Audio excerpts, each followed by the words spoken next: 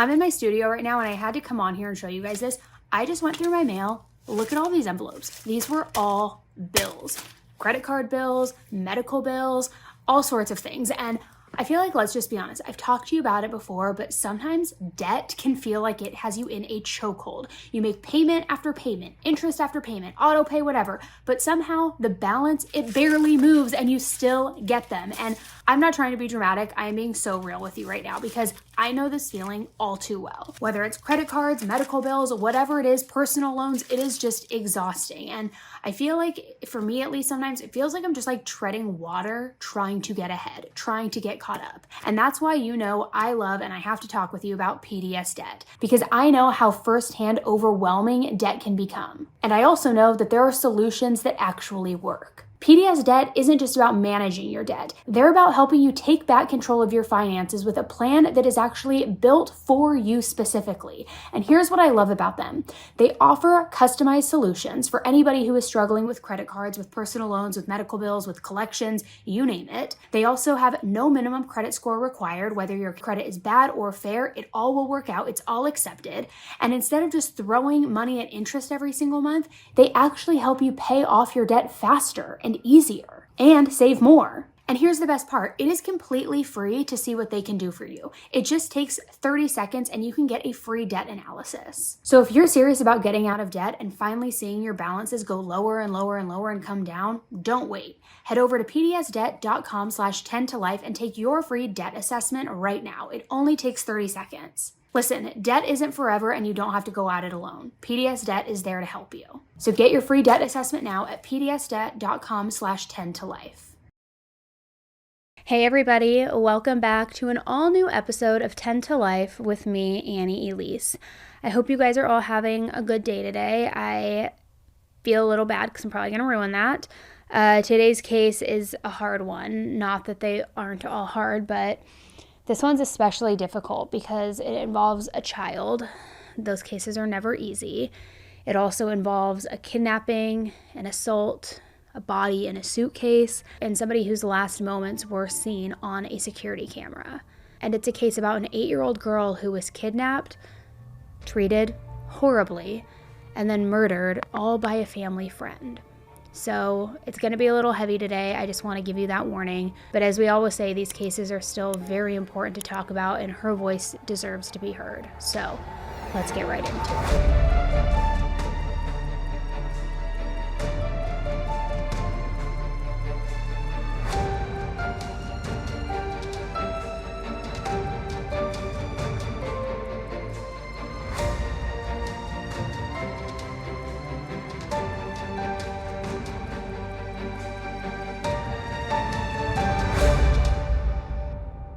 Sandra Renee Cantu was an 8-year-old girl living in Tracy, California in 2009.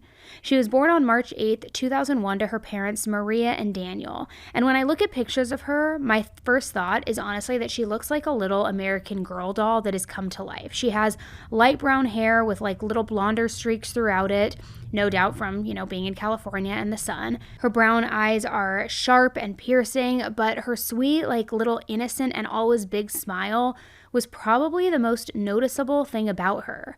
Now, Tracy isn't a huge city, but it's also not a small town either. If it was anywhere other than California, it might have seemed even more like a little bit of a destination. But since Sacramento and San Francisco are both pretty close by to Tracy, they're more of bigger in terms of population, and so it tends to get overshadowed. But either way, Sandra grew up at Orchard Estates Mobile Home Park. She lived there with her mother Maria, her grandparents, and her other 3 older siblings. Sandra's father didn't live with them because he had broken up with Maria when Sandra was still very little. He was still a part of Sandra's life, though. They had a relationship, even if it was a bit more distant at some points than others. And that was especially true when Daniel moved out of town. And I'm not sure the exact date of the move, but it was sometime before 2008. And he was far enough away that he couldn't see Sandra in person very often. Yet they did still talk on the phone pretty regularly. And it's also helpful to know that Sandra loved her whole family. She was super close with all of them. The mobile home that she lived in was jam-packed with people, but Sandra didn't mind. She looked up to her older siblings. She saw them as so cool, she just wanted to be around them. Plus, there were other families that lived in that same park as her, families with kids her age. So she could run around, she could play with them for hours after school, pretty much every day. And when she would get home from school, she would rush home to see her friends, hang out with them, just have fun. Things a normal little girl does. The mobile home park had 100 units in it. And even though Sandra didn't know every single person, she did know a lot of them. And a lot of the adults in the community got used to seeing her walk down the street, with her big smile just plastered on her face, just this happy little kid. I mean, she was sweet, she was innocent. She'd even pick up people's moods by just being around them and being her normal, cheerful self, like make them smile, make them happy.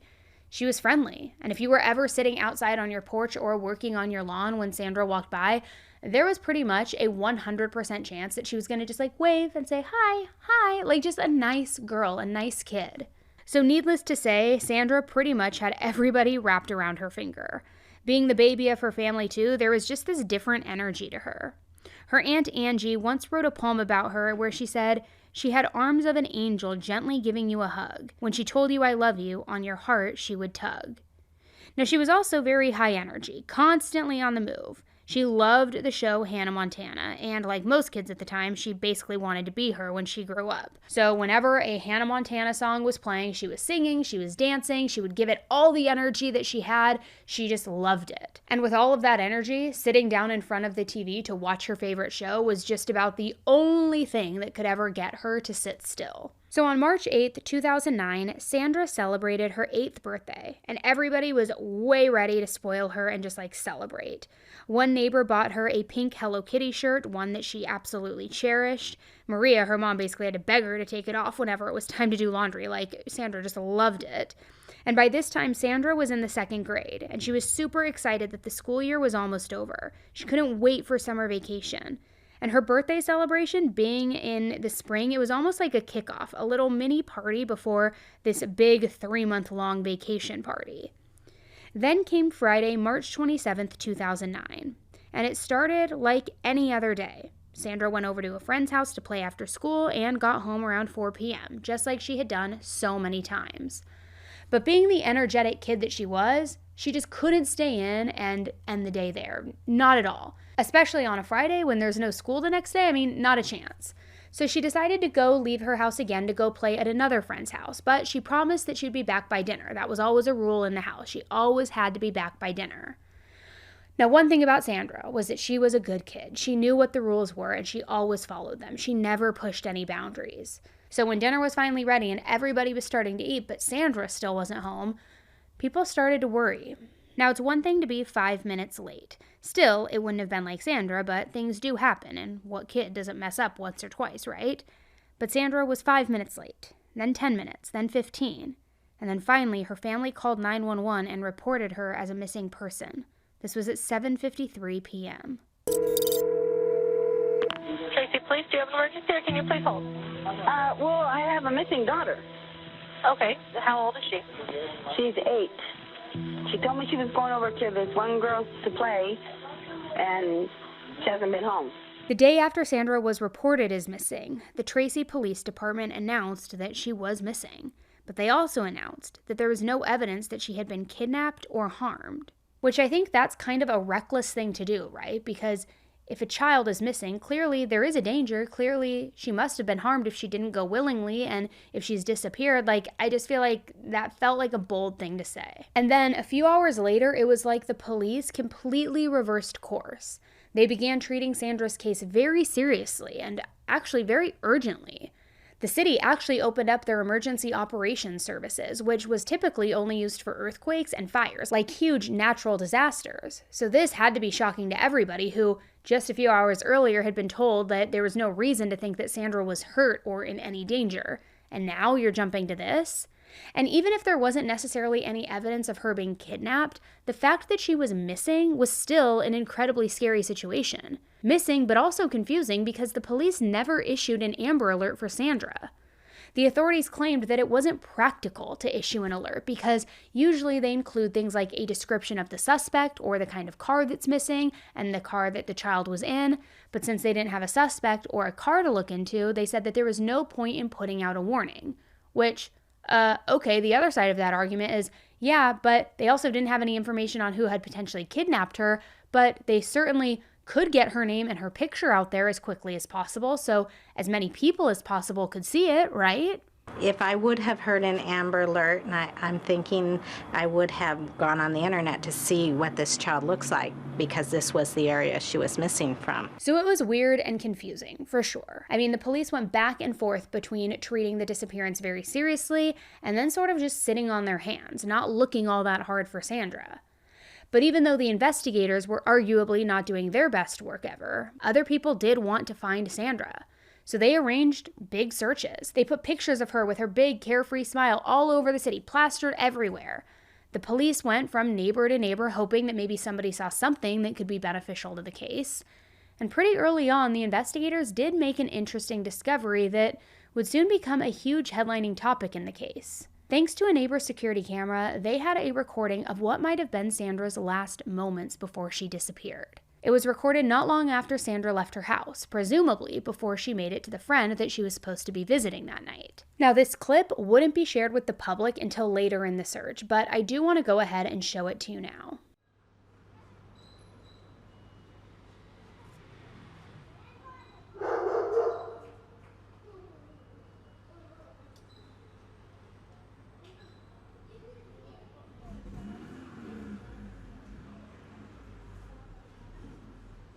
Now, when the investigators did end up sharing this clip with the public, they noted that through their findings, they believed that there was either a backpack or a purse on Sandra's right side, almost like she was carrying some kind of bag. Like when she left home, she must have packed up a bunch of her stuff and then carried it with her. Now, the police didn't come right out and say that they believed that Sandra was running away, but they implied it pretty strongly. They mentioned the bag, they then repeated that they didn't think that she had been kidnapped, and they sort of let people put two and two together from there. Which, I'm not gonna lie, it strikes me as pretty weird. I mean, sure, yes, kids do run away sometimes, and even though Sandra seemed happy and loved her family, it's possible that maybe she wanted to go and have an adventure. She might not have realized how serious and dangerous it is to leave home on your own when you're only 8 years old. But on the other hand, it also seems possible that she could have been carrying a backpack or a purse full of toys or coloring books, like the sort of thing that you would normally take with you when you're on your way to a friend's house to play, not to run away. So why they jumped to that conclusion, I'm not really sure, or why they insinuated that conclusion, I'm not really sure. Well, whether Sandra had run away or not, people still had to find her. So search teams went out through the mobile home park, inch by inch, but they found nothing. And eventually the FBI got involved. But at first, at least, they also weren't able to find any new clues. By March 29th, the search for Sandra had grown to include hundreds of volunteers and dozens of law enforcement officers. There were diver dogs, helicopters, horses, I mean, you name it. They were all searching. Every car that came in or out of the mobile home also was searched. But still nothing. Nobody found anything, not a shred of evidence. There was just nothing. So this meant that the police had to rely on guesswork, theories. Since they didn't have any evidence that pointed at a clear suspect, they decided to ask Sandra's family if they knew of anybody who might have wanted to hurt her. And at first they couldn't think of anyone. It was so difficult to wrap their minds around. I mean, the fact that anyone would want to harm an innocent 8-year-old girl. But after they spent a long time thinking and a long time scouring their memories, they did come up with a possibility. See, 2 years earlier, when Sandra was just 6 years old, there had been this pretty disgusting incident at the mobile home park's swimming pool. Apparently, somebody who was described as a middle-aged man in his 40s or 50s had actually kissed Sandra on the lips. And even more disturbing was the fact that this man was no stranger. He was actually their neighbor who lived right behind Sandra's home. The details surrounding the incident are all pretty vague. I mean, his name and his age were not released to the public. And that's in part because the police cleared this guy as a potential suspect pretty quickly. But one article that I read about the whole situation kind of made me want to go insane because apparently the man was not even listed on the registry. Literally nobody in Sandra's mobile home park was, including this guy who had literally kissed a 6-year-old girl on the lips, which, come on. I mean, it was terrible, but it also didn't get them any closer to finding Sandra or figuring out if she was okay. So as days passed, her family tried to not lose hope. They tried to just pray that she would come home and she would be unharmed. They kept going on searches, and they got to have this kind of weird relationship with the press too, because they knew that it was helpful to make statements and keep Sandra's name in the headlines, but also reporters just wouldn't give them a break, would not leave them alone. So they went back and forth between agreeing to interviews and then almost hiding out in their house, trying to avoid journalists altogether. Daniel, Sandra's dad, even came into the town to help with the searches, and he was also making statements, but then he was disappearing to try and preserve, some sort of privacy. It was a lot of back and forth. Please, bring her home. I love you, honey. Please come home soon. Please take care of her. You were once a kid too. Just please, bring her home. You would do the same for anyone else. And we want her to come home, and we beg whoever has taken her to please bring her home. But it's day 7, and we realize that, but also know that it's a lucky number 7 also. And we still believe in happy endings. By March 30th, the police were holding press conferences twice a day, which was also weird because they didn't have any news to break or any information to share. I mean, it was good that they were trying to keep Sandra's name in the spotlight, yes, but it also didn't seem like it was getting them anywhere. Then, on the 31st, they searched multiple homes and cars in the mobile home park, but they still didn't find any evidence that was linked to the case. And I don't know what led them to focus on those particular homes and cars, but whatever theory they were working with, it didn't end up panning out. And the general public was getting frustrated. Some people were already annoyed from the very beginning with how the police seemed to kind of go back and forth between taking her disappearance seriously and then shrugging it off as a runaway case. But now, without any answers, they were getting even more frustrated. It was also frustrating because at times it felt like the police were straight up contradicting themselves. Like even they didn't know what was going on in the case. Actually, Adrian, we've had kind of a surprise here in Tracy in the last hour. That's because Tracy police are now confirming that Sandra Cantu's father was here earlier today being questioned. That's a surprise because during a 10:30 morning news conference, Tracy police said they did not know the whereabouts of the father, and they even speculated that it's possible the girl could be with him. Right after that, minutes later, there was a woman who appeared across the street from the mobile home park where the girl disappeared from. She said she had taken the girl's father to the police department this morning. Here now are sound bites that we're going to play for you. This is sound from the news conference, and then the comments from the woman who showed up a few minutes later. I'm not exactly sure if the father has an alibi or not. He came up from Southern California shortly after. I can't remember the exact day, so our detectives have talked to him on multiple occasions. Not at this point, no. You don't know if she might be with him? That's a possibility, yes. I dropped him off, walked him in at 8 o'clock this morning. He's in the police department. I was there with him. So again, the confusion was that during that morning briefing, the lieutenant did not know that the father apparently was here in the Tracy Police Department being questioned, although we certainly get a strong indication that the Tracy Police, at least according to the spokesman, don't believe he is a suspect and apparently are not concerned about the possibility that the girl would be with him. People weren't happy. All of these rumors were also going around that the police were either lying about what they knew or that they didn't even know what they were doing and were just incompetent. Well, regardless of how critical people got, the police were still working and trying to do what they could. And we can debate about whether they were truly doing everything that they could. They were still moving forward. And then on April 2nd, to everybody's surprise, the police announced that they believed they were getting closer to solving the case. Which, why? Nobody was sure. Everything that they had heard so far sounded pretty lackluster, but it turned out that they actually were close, whether they realized it at the time or not. See, on April 6th, over a week after Sandra's disappearance, a tip came into the sheriff's office at around 10 a.m. It was from a local farmer who had reported that a, quote, suspicious item had been found in a pond on a dairy farm in Tracy. I called the police immediately because I was very aware of the missing girl. I see it every day on the news, and I have kids of my own, so it's on my mind. So when I came across and saw the suitcase, it looked very suspicious. So both the police and the media swarmed to this site, just in case. And about 9.5 hours later, the police came back with an announcement. They had found a suitcase, namely a large black Eddie Bauer rolling suitcase. And inside of that suitcase, they found a body. Now, this body was wearing the exact same clothing that Sandra had been in on the day that she disappeared, including her beloved Hello Kitty shirt. So that was enough for the police to suspect that the body was in fact hers, yet they still ended up pulling Sandra's dental records to confirm it. At around 5:40 this evening, the bag was taken from the water and transported to the San Joaquin County morgue where it was opened. Inside the bag we located the body of Sandra Cantu. Sandra Cantu was positively identified at that point in time. Dr. Omalu of the coroner's office will be conducting an autopsy to determine the cause of death, and our heartfelt sympathies go out to Sandra's family, her friends, and her classmates.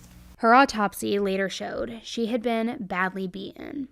There was a cut on her lip and a large abrasion on her elbow. She had also been assaulted with an unknown object before ultimately being smothered to death. And although they never identified the object that was used in her assault, her injuries were consistent with a rolling pin with a bent handle, which is awful and so unimaginable to even think about. The autopsy also showed that there were signs of alprazolam and Xanax in her system, which those medications are usually used for people with anxiety disorders.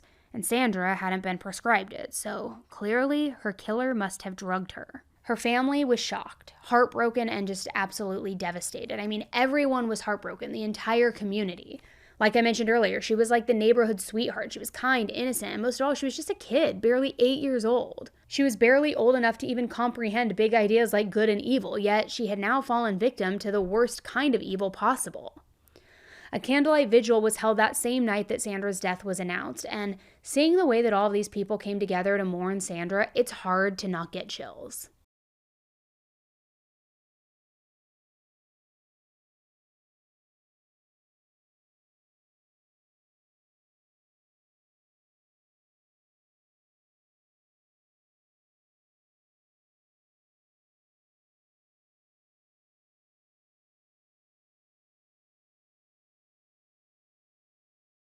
More than two, that you hear our prayers.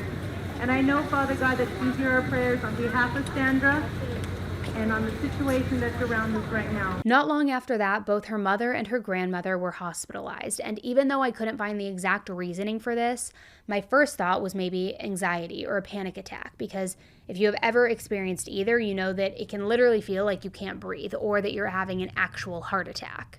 And again, that's just my speculation in all of this. I don't know. I don't know what was medically wrong with them. But given the timing, it's not too hard to imagine that the stress and the grief could have been a factor. Even after they were both released from the hospital and able to go home, her family stayed locked inside, leaning on one another for comfort. They didn't want to talk to the press. They didn't want to be out in public. Nothing felt like it mattered with now their little innocent baby girl gone. I can't even imagine how you would move forward the first few days after learning something like that. I mean, even something simple like getting out of bed would feel unimaginable. And it took 2 days until April 8th for her family to make their first public statement.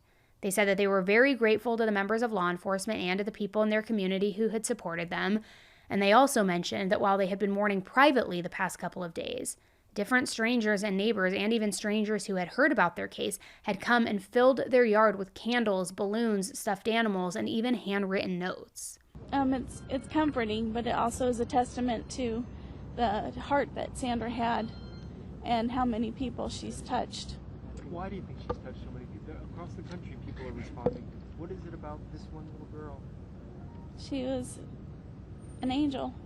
Complete innocent, and if you saw her skipping in those last moments of that video without a care in the world, then all of a sudden taken for absolutely no reason, doesn't that touch your heart? And I think that's what touched other people's hearts too. Complete innocence taken. It's ridiculous, absurd, and it's gross, grotesque. You want this guy? Oh, I want him bad. I want him bad. Anything you want to say to those who might either know something or have done something? If you know something, call the police. Let them know what you know. We can resolve this issue, and then we could all get closure. Everybody can get closure on this. How do you want Sandra to be remembered, Joe? She's a happy little girl, skipping. In that video, she's skipping and she's flipping her hair, and she was just happy. She just smiled all the time. It's just sad that somebody would think so despicable to kill this little girl. I mean, that's crazy. It's insane. There's a monster out there. He's got to be apprehended. He's got to be put away. You're obviously very sad. There's some anger. There's anger. You better believe there's anger. Somebody took away my little baby. Excuse me. you. You missed your granddaughter an awful lot. Oh, yes. I took her to school every morning, picked her up in the afternoon. You know, and she left my car and I went to work, and next thing I know, she's gone. It's a monster out there. He got to be caught, or she. Now, of course, when it came to actually solving the case, the police still only had one piece of the puzzle. They had found Sandra's body and they knew that she was dead, but they didn't know who had done this to her. We feel a great deal of pressure. We want to find who is responsible for this, but we don't want to rush to judgment. We don't want anyone tried in the press. They did search a local church, though, twice. The first time around, the police didn't announce that they were searching the church, and it's still not clear to me today if they had some sort of evidence that it was related to the case or if they were just trying to be thorough and, looking everywhere. But they searched twice. And all I know is that a bunch of people in town drove past one day and they noticed a ton of cop cars and yellow tape being put all around it. And after that, the word traveled fast. The FBI was even seen at the scene, taking out bags out of this church that were possible bags of evidence. It also didn't take long for suspicion to fall on the pastor there, Lane Lawless. He denied that he had anything to do with Sandra's murder, though. Still, he and his wife were taken into the station and they were questioned for almost 3 hours. They lived at that same mobile home park as Sandra's family, too, so the police searched their entire trailer looking for any clues, but according to the police, he and his wife were nothing but cooperative during the questioning.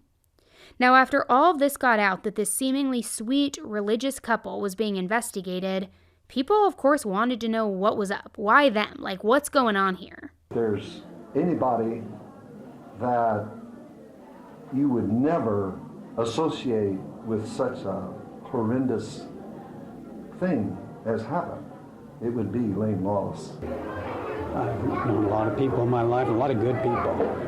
But I've never known any better than the Lawlesses. And I do have to cover one rumor that made it to the news. Apparently, years before Sandra's murder, Pastor Lane was questioned in a suspected child case. So supposedly, if he had any kind of connection to this earlier crime, he might have had something to do with Sandra, too. Except even that news article acknowledged that they couldn't verify those claims. They didn't actually know for sure if Pastor Lane had been questioned. They just got a tip from somebody that they were calling a reliable source. And the police have also denied that this questioning ever happened. So, grain of salt, do your own research, all those things. But ultimately, the police determined that the pastor and his wife had nothing to do with the murder. They were never named as suspects or charged with anything.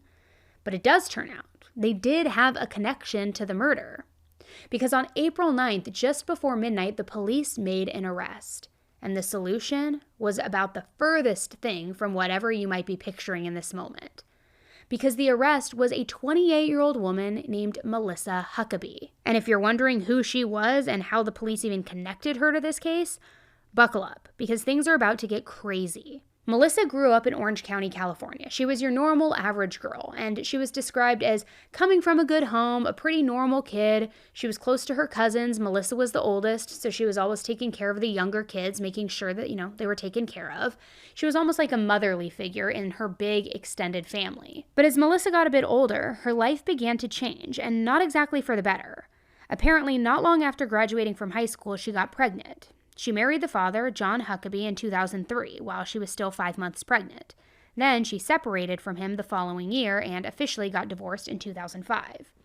In the divorce documents, Melissa accused John of some pretty shady stuff too, like child abduction, domestic violence, even alcohol abuse. And I don't know if those allegations are true or not, but I do know that things didn't get better for Melissa once she ended that relationship. In fact, after her divorce, things continued going downhill in her personal life. She struggled to keep a job and she was eventually caught stealing. She was charged with petty theft, but when Melissa went to court, her mental health came up as a potential factor in the crime. Her judge actually suspended the case and ordered a doctor to assess her mental health, and then afterward she was found competent to stand trial and pleaded no contest. But the fact that there was even a question of whether she was stable enough or not does say a lot about her mental state and how it had been for years. So either way, she spent 3 years on probation.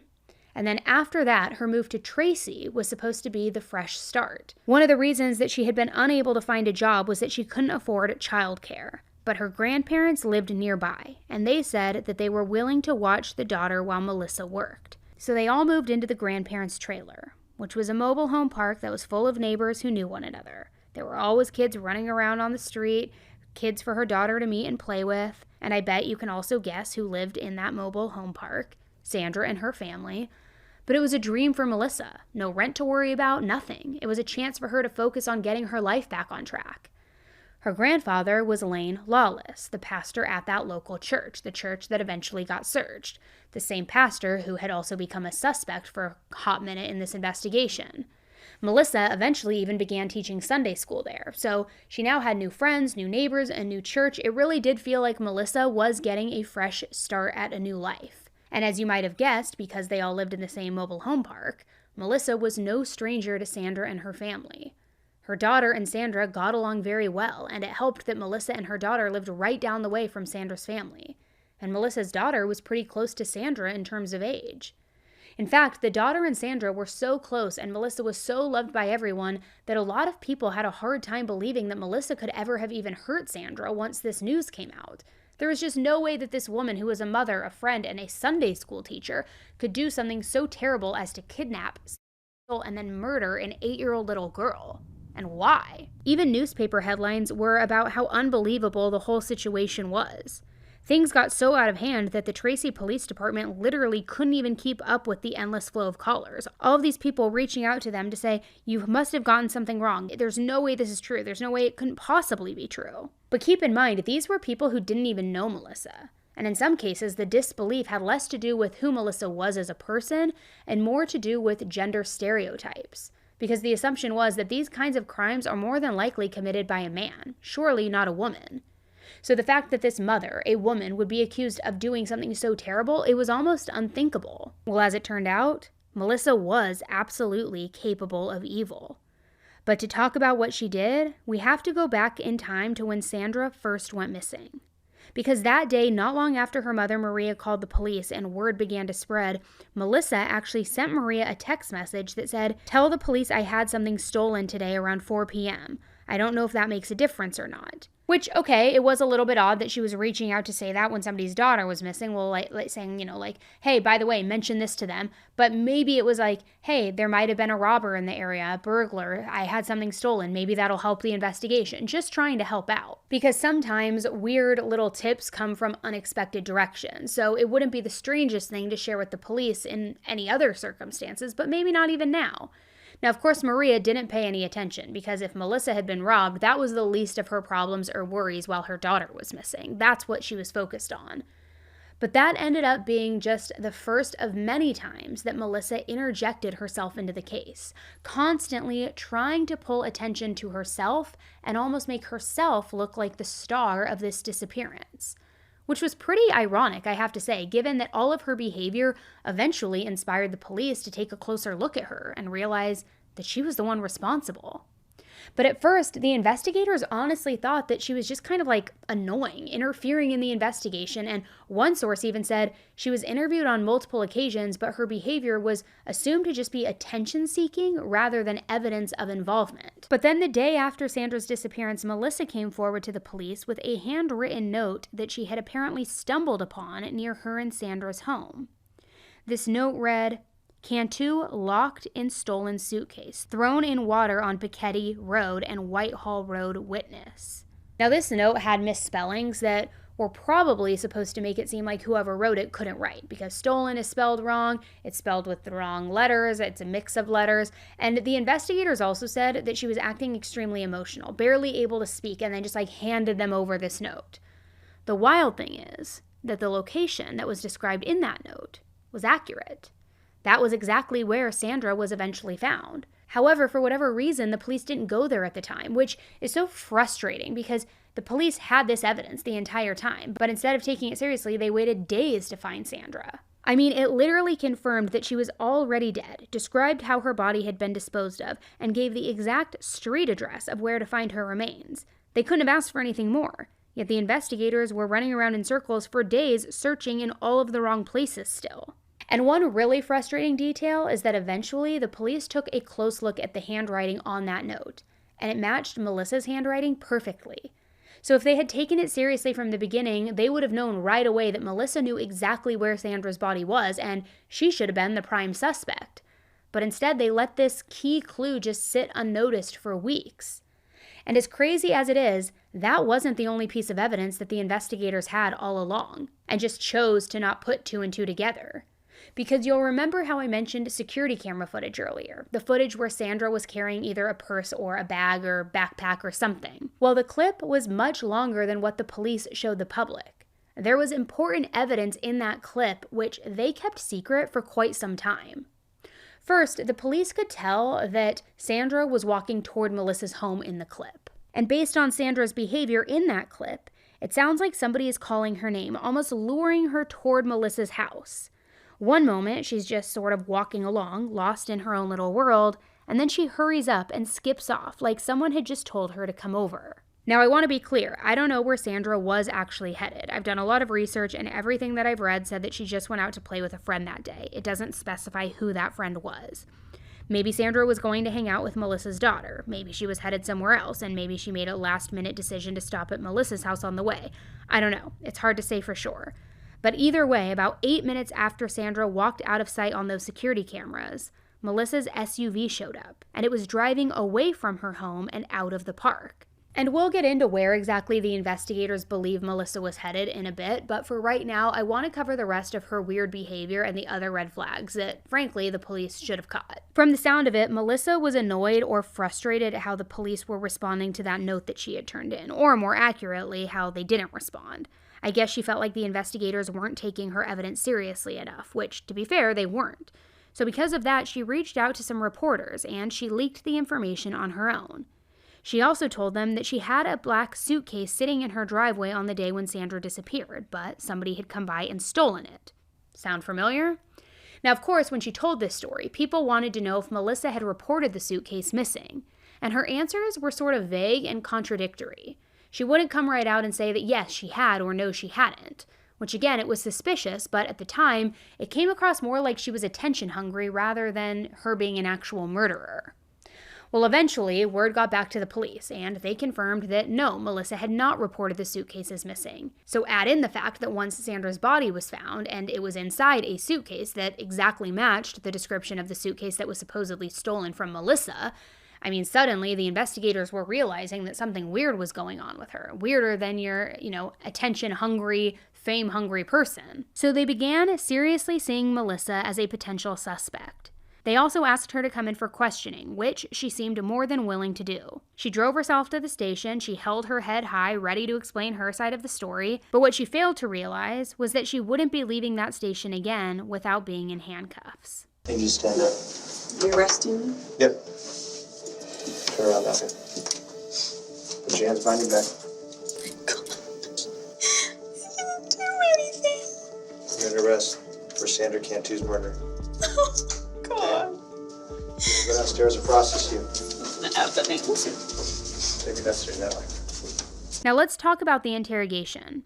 At first, Melissa denied having any involvement with Sandra's disappearance. Eventually, though, something in her began to break, and I don't know if it was the pressure of being in an interrogation room for so long, or the guilty conscience, or what it was.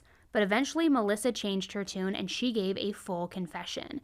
Although it was one that the investigators didn't completely buy. Melissa claimed that Sandra had died in a harmless game of hide-and-seek, that it had gotten out of hand. According to her, she was playing with her daughter and Sandra when she told Sandra to hide inside that suitcase. She thought that it would be a good hiding spot. But instead, Sandra couldn't breathe once the suitcase was zipped up, and sadly, she died inside of it. Sounds a lot like Sarah Boone, right? But here's the craziest thing. Melissa claimed that she forgot about Sandra hiding in the suitcase until way later when it was, quote, too late. So then, according to her, she panicked and decided to just dispose of her body inside that pond. Now, for starters, that story did not explain all of the evidence of sexual assault which came out during Sandra's autopsy. And Melissa denied that she ever even hurt Sandra in that way, but the evidence was crystal clear. On top of that, apparently Melissa had been dropping hints to her family members even before the body was found. It began that same day that Sandra went missing, because that day Melissa checked herself into a nearby hospital because she, get this, had swallowed a razor blade. Yeah, swallowed a razor blade. According to Melissa, it was a complete accident, which, because apparently that happens. You accidentally swallow a razor blade without knowing it. Makes no sense, but that's what she was claiming. But Melissa did try to claim that it had happened while she was sleepwalking. I don't know if that's true and if her guilty conscience was just making her self-harm. I don't know if she just straight up tried to take her own life and then told this weird story about it afterward. I don't really know. But anyway, while she was in the hospital, she texted her grandmother about Sandra's case, saying, "I hope she wasn't assaulted." Very bizarre thing to say, right? She even discussed the case with some of the hospital workers, saying things like, "Why would someone want to take her? Why do people hurt other people? Because they're sick in their heads. It's disgusting. What's going on here?" So clearly, Melissa was not being totally honest during her confession. Not at all. And instead, the investigators believed that when Melissa's SUV showed up on that security camera footage, Sandra was inside of that SUV, alive. The investigators never believed that Melissa had hurt Sandra at her home. I mean, for one, it was too risky. Her daughter could have seen her doing something to Sandra, or her grandparents could have come in at the door at any moment and caught her in the act. There was too many variables. Plus, only 8 minutes passed between the last time Sandra showed up alive on security cameras and when Melissa's SUV pulled away. Which I know a lot can happen in 8 minutes, but it was also hard to believe that Melissa could have attacked Sandra in a sexual way, beaten her, killed her, zipped her up in a suitcase, all in a matter of 8 minutes. It seemed more likely that Melissa had taken her to a second location. And in fact, the thinking was that Melissa had assaulted and killed Sandra at Clove Road Baptist Church. The same church that Melissa taught Sunday school at every single Sunday. That same church that her grandfather was a pastor at. The one where he welcomed her with open arms. The same church that had been searched earlier, twice. Once while Sandra was still missing, and then once after Melissa was arrested. So the fact that something so awful could have been done in a place that is supposed to hypothetically be the safest place, it's disgusting and it's very upsetting to imagine. Now you might be thinking, okay, they searched the church twice and apparently they didn't find anything. There was also no link to Pastor Lane either, so what made the police think that that's where Sandra was killed? The answer? Security camera footage. That clip that I've been discussing, the one of Sandra, was from 3:54 p.m.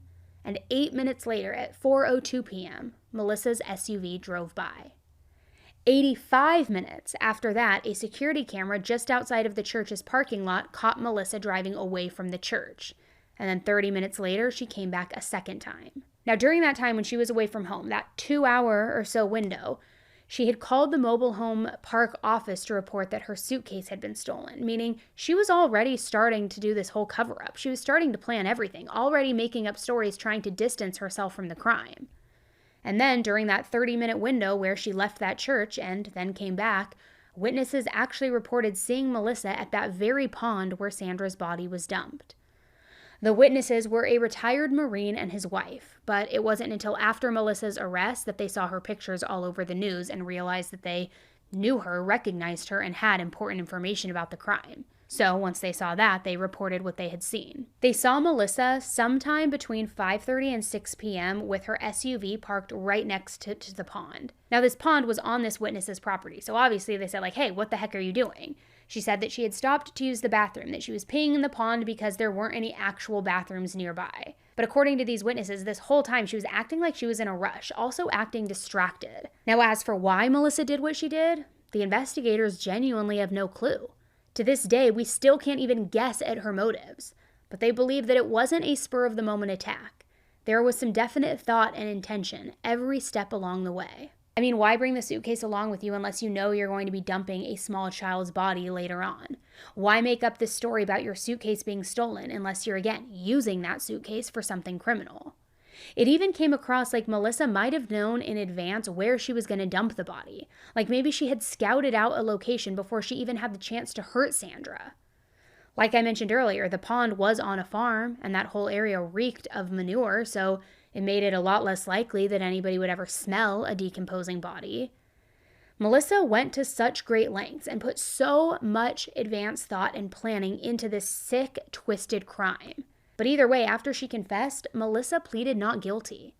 At first. Once she and her legal team realized that she was potentially up against the death penalty, she decided to change her tune. So the prosecutors offered her a plea deal, and Melissa literally could not have jumped at this deal any faster. She pleaded guilty to first-degree murder in exchange for life in prison without the possibility of parole.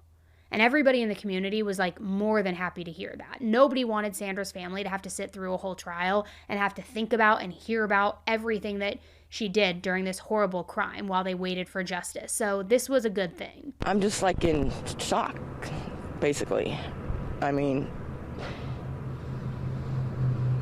well, that's good then. I'm glad she pled guilty then. She's probably thinking she's going to be in prison anyway, so save my life. Finally, there's a little closure than before, you know, just waiting and waiting and waiting. That's the hard part for the family. She finally broke down and said what she did. Hey, why not? You know, why even waste the money of the public, or, you know, hey, let's get it done. Let's get it over with. After taking the deal, Melissa was officially sentenced to life in prison without the possibility of parole. And then she seriously had the audacity and the nerve to speak at her sentencing hearing about how much she truly cared for Sandra, which is just enraging, but take a listen. I loved Sandra a great deal. She was a sweet, innocent little girl who did not deserve to have such a short life. I alone are responsible for Sandra's death. I would like to apologize directly to you, Maria, for all the pain that I've caused you. I should not have taken Sandra from you. And I want you to know that she did not suffer, and I did not sexually molest your daughter. I would also like to apologize to Sandra's extended family. I know that it caused you a great deal of grief, but I am truly sorry. I can't imagine forgiving somebody who has harmed my own daughter, but I hope that someday you can forgive me. Maria, I wish I could give you an explanation for what happened. I owe you an explanation. I still cannot understand why I did what I did. Every day I try to discover my motivation, I still do not have an answer. This is a question I will struggle with for the rest of my life. I wish that I could do more to help you. I wish I could bring Sandra back, but I can't. I wish I could trade places with her, but I can't do that either. I know that Sandra's death will continue to cause me pain. And I hope that this apology will help you in some way by accepting responsibility for what I have done. I hope that I can give you some peace. Sandra's family also spoke at the sentencing. Could I get your name, please? My name is Connie Cantu. I'm her grandmother. I never got to know my granddaughter the way I wish I could have. But now it's pretty much sealed. I will never get to hold her. My heart aches. It will always ache. But you know, there's another victim here. Her daughter. Her daughter will carry this mark with her for the rest of her life. I don't think she even thought about her daughter, how she's going to grow up without her mother.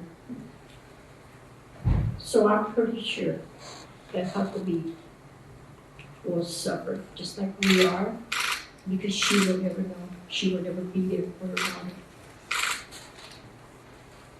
I wish more than anything that I could hate this woman, but I don't.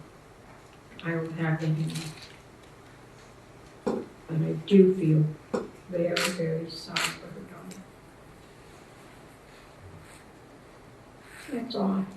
That's all I have to say. All right. Thank you, Ms. Cantu.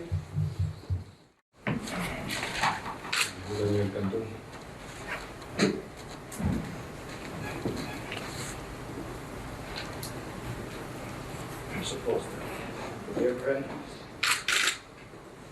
I don't even know what to consider. To be honest with you.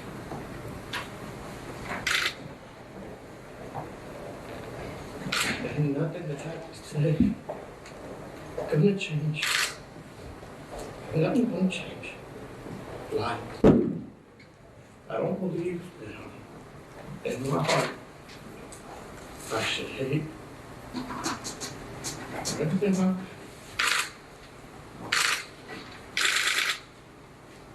You took the life of an innocent little girl. And she didn't do nothing. She's not even old enough to decide to eat ice cream yet.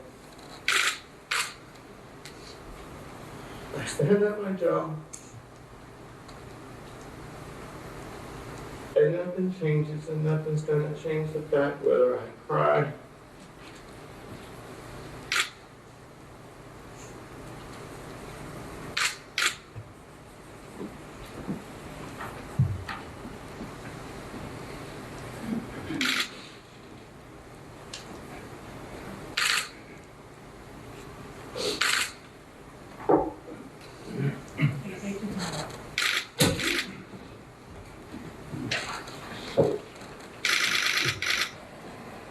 what the.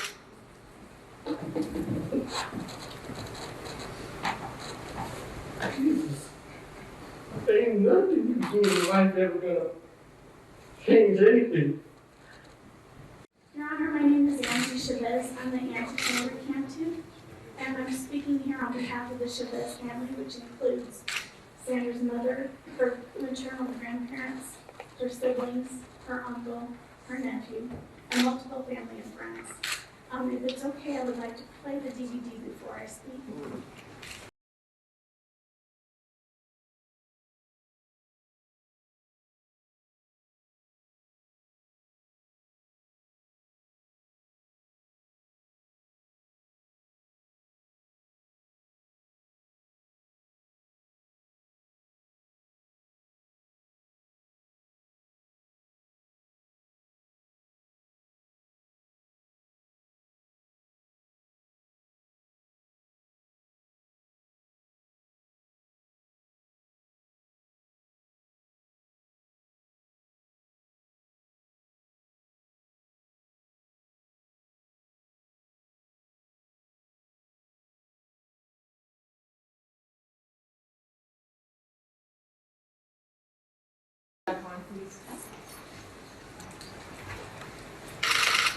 Thank you, Your Honor.